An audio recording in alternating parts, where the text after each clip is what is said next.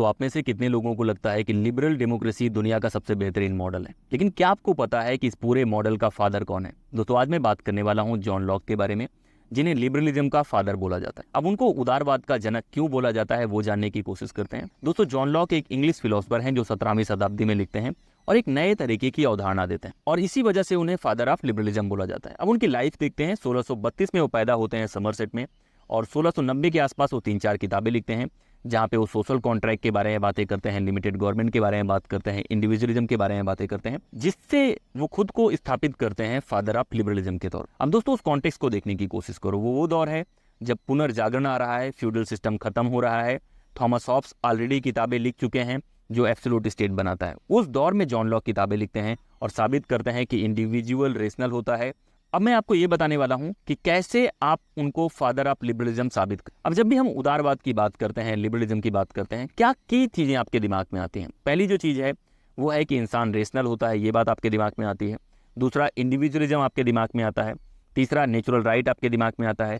चौथा आता है कि स्टेट कहीं ना कहीं सोशल कॉन्ट्रैक्ट से बना है, ये बातें याद आती हैं।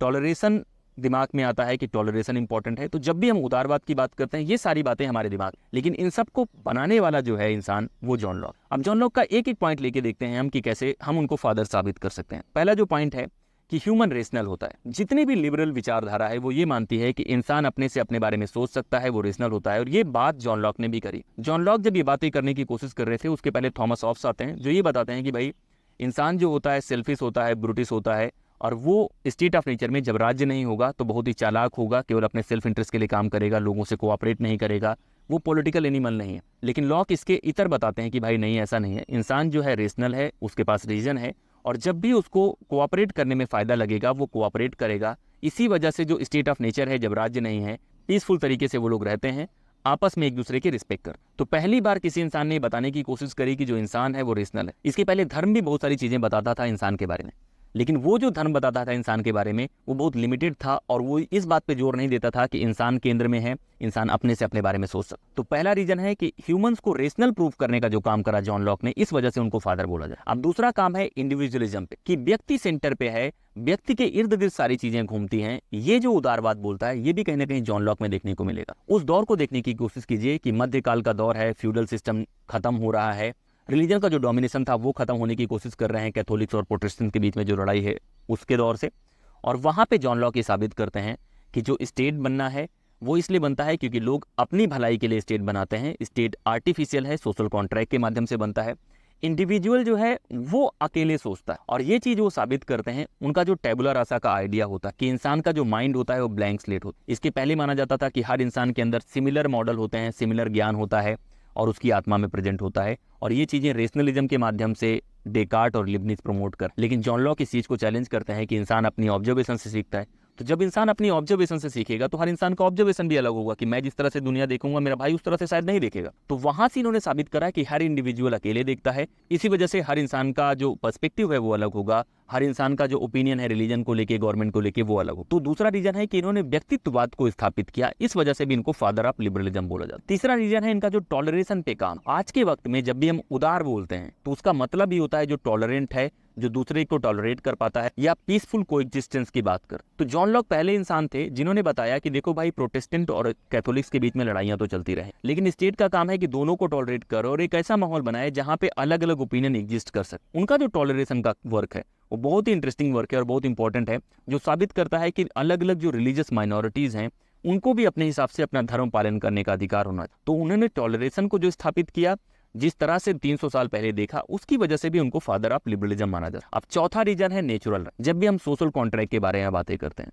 तो जिस तरह से उन्होंने सोशल कॉन्ट्रैक्ट बनाया और इमेजिन किया, उन्होंने कहा कि जब सोशल कॉन्ट्रैक्ट बनता है उसके पहले जो स्टेट होती है, यानी कि नैसर्गिक अवस्था, वहां भी लोगों के पास कुछ नैसर्गिक अधिकार हैं जिनमें लाइफ है, लिबर्टी है, प्रॉपर्टी है, और उसको प्रोटेक्ट करने के लिए हम लोग एक लिमिटेड गवर्नमेंट बनाएंगे। जो आज हम मानव अधिकारों की अवधारणा देखते हैं, ह्यूमन राइट्स की अवधारणा देखते हैं, वो कहीं ना कहीं जॉन लॉक शुरुआत करते हैं। लिबरल डेमोक्रेसी और लिबरलिज्म का कोर कहीं ना कहीं आज के वक्त में ह्यूमन राइट को माना जाता है, तो उसकी भी अवधारणा कहीं ना कहीं जॉन लॉक ने दी, इस वजह से भी उनको फादर माना जा सकता है। अब पांचवा जो कारण है जिससे हम उनको फादर बोल सकते हैं वो है लिमिटेड गवर्नमेंट की अवधारणा। अब जिस तरह का कॉन्ट्रैक्ट जॉन लॉक ने बनाया और जिस तरह से उन्होंने बताया कि कैसे हम एक लिमिटेड गवर्नमेंट क्रिएट करेंगे जिसका काम है लोगों के मौलिक अधिकारों की रक्षा करना, लाइफ, लिबर्टी, प्रॉपर्टी की रक्षा करना, वो कहीं ना कहीं लिबरल डेमोक्रेसी से बहुत लिंक्ड है और लिबरलिज्म से बहुत। क्या हम उदारवाद को इस अवधारणा से अलग कर सकते हैं कि जो भी सरकार होगी वो लोगों के हिसाब से चलेगी? आज तो हम सबको पता है कि सरकार अगर हमारे हिसाब से ना चले, देश हमारे हिसाब से ना चले, तो हम सरकार बदलने के बारे में सोच, लेकिन ये बातें जॉन लॉक ने पहली बार, क्योंकि हॉब्स कहता है कि आपके पास कोई अधिकार नहीं है स्टेट के खिलाफ जाने का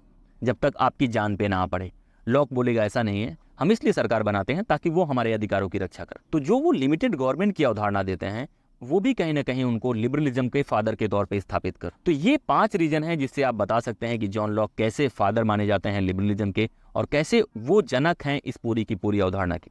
आज जब भी हम बातें करते हैं end of history, end of ideology के माध्यम से दिखाने की कोशिश करते हैं कि सारी दुनिया जो है वो लिबरलिज्म मानने की कोशिश कर रही है। लिबरल डेमोक्रेसी एक वैल्यू बन गया है कि हर देश दिखाना चाह रहा है कि हम लिबरल डेमोक्रेसी हैं। लेकिन इन चीज़ों की जो शुरुआत करने वाला इंसान है वो जॉन लॉक है, इसी वजह से हम उसको फादर बोलते हैं। अब कुछ लोगों का मानना है कि वास्तव में जॉन लॉक उतना बड़ा फादर नहीं है जितना जे एस मिल है, क्योंकि जे एस मिल लिबर्टी के बारे में बातें करता है, लिबर्टी क्यों जरूरी है उसके बारे में बातें करते हैं और बहुत सारी चीज़ें। तो ट्रू फादर कुछ लोग जे एस मिल को ही बोलते हैं।